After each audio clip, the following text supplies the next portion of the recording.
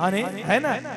और छठी मई के अंगना में चंदन के गछिया,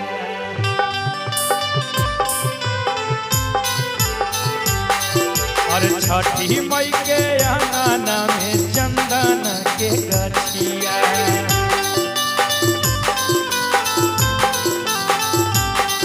और गछिया तर राखल उनकर मटिया,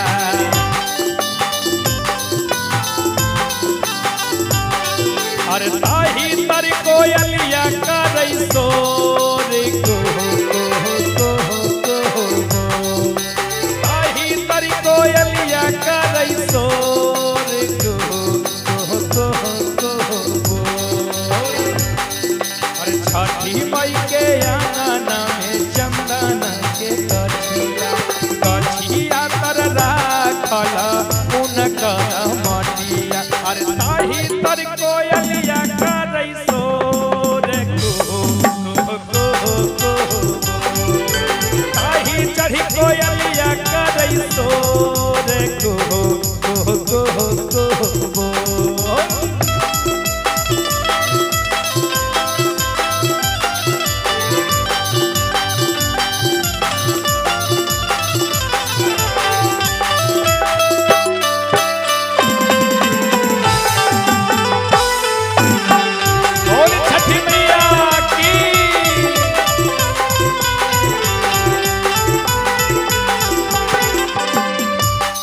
और देवो में कोई लिया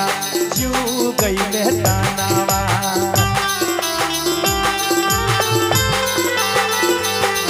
और देवो में कोई लिया जू गई दानावा,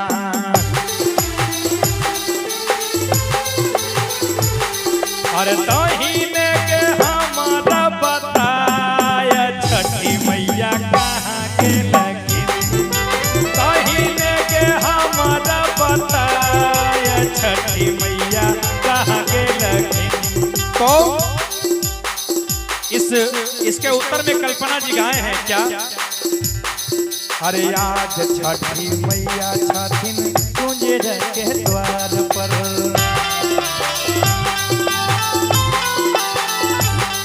अरे छठिन छठी मैया कुंजे के द्वार पर,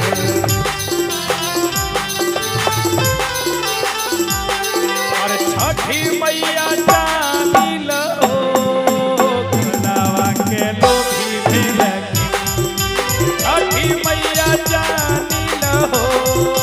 खुलावा के लोभी भेलखिन।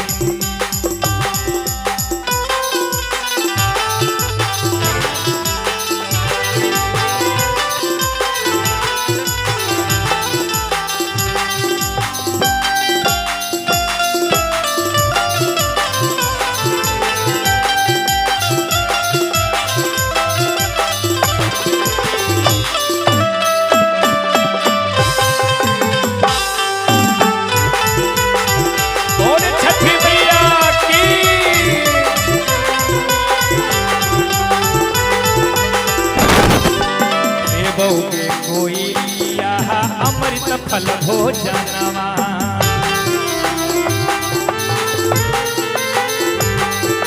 देवो के कोई अमृत फल भोजनवा,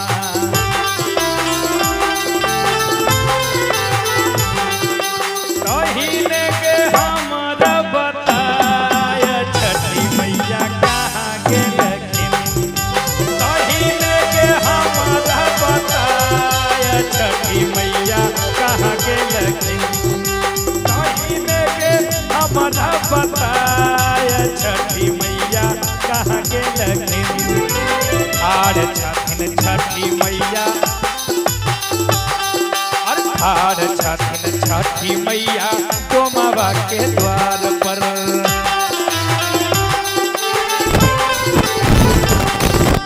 आर छठिन छठी मैया डोमावा के द्वार पर,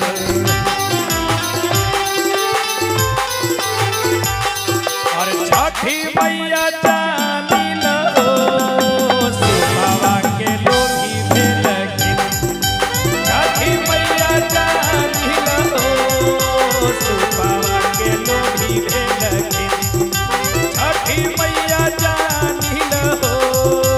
सुपावा